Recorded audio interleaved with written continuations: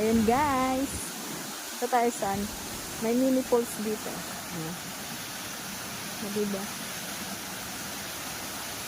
Ayan. Sabi ko. Ayun.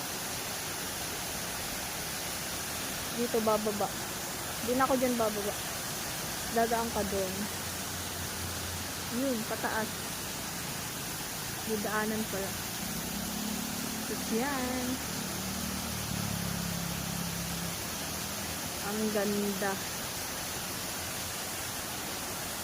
Linaw ng tubig. Kalsada lang yan. Ayun. Ayan.